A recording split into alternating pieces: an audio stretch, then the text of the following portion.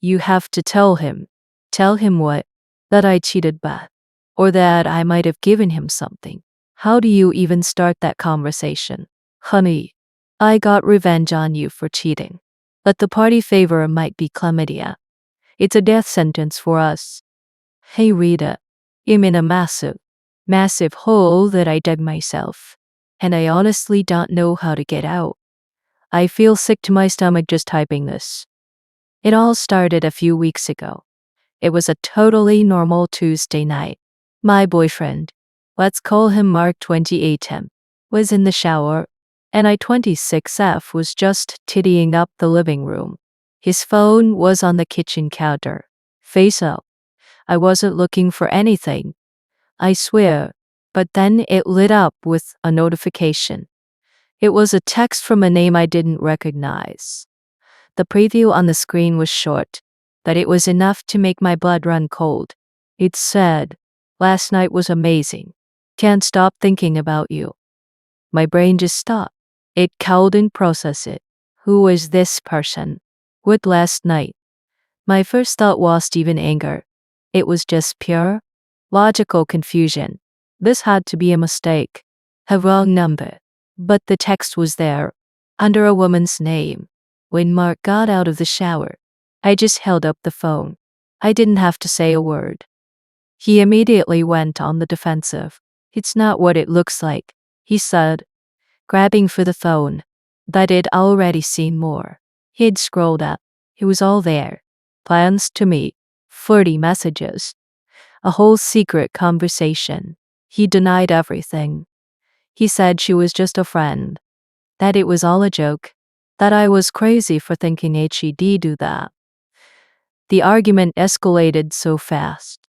I was showing him literal proof of his lies.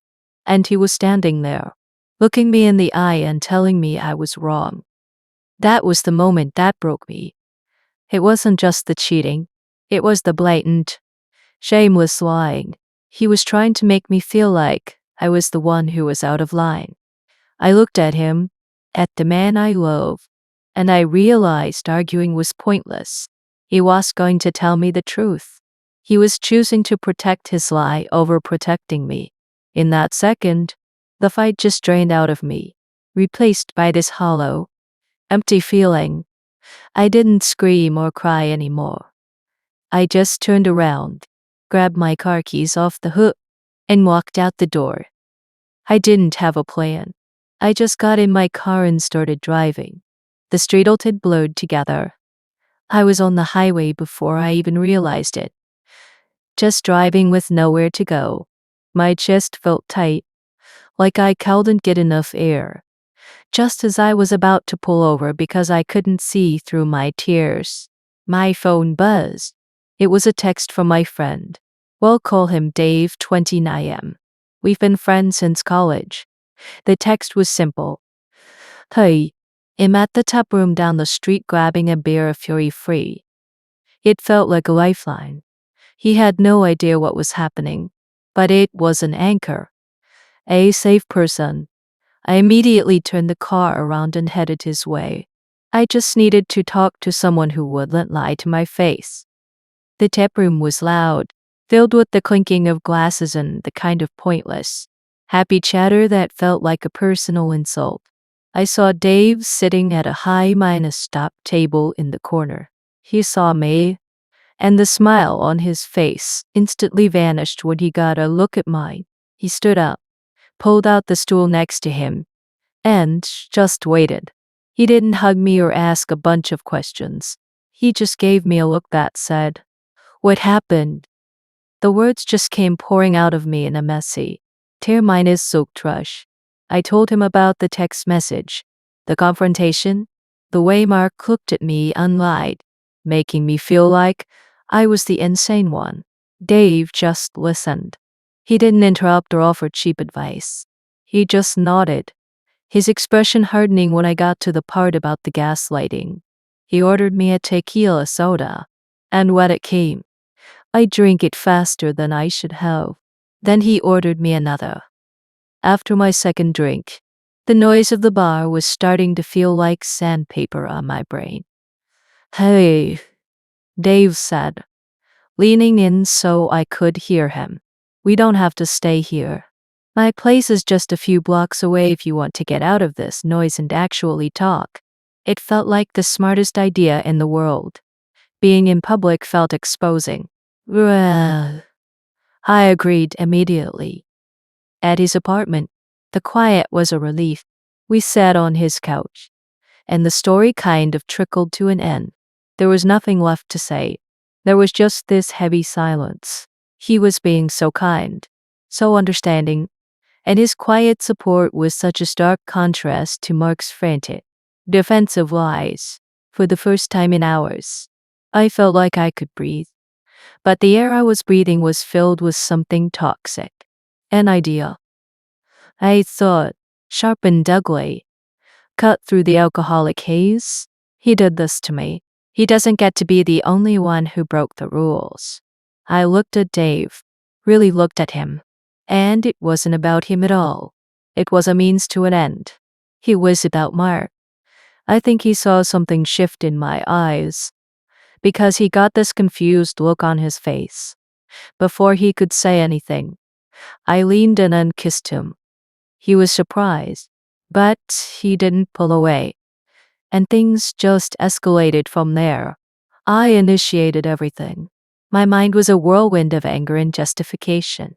Every touch was a counter mine, a sponge to Mark. Every action was a way of screaming, "Hey, I can do it too. You don't have a monopoly on betrayal."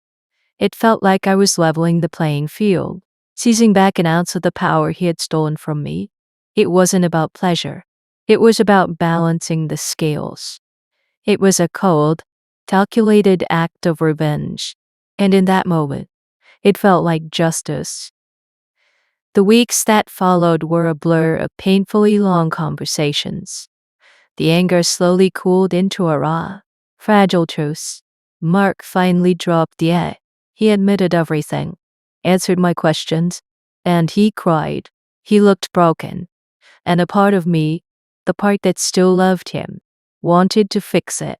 He apologized over and over, not just for the cheating, but for the lying. He swore it was a one-time mistake, a moment of weakness he regretted instantly. I was cautious, but I was also exhausted. The idea of starting my life over from scratch was terrifying.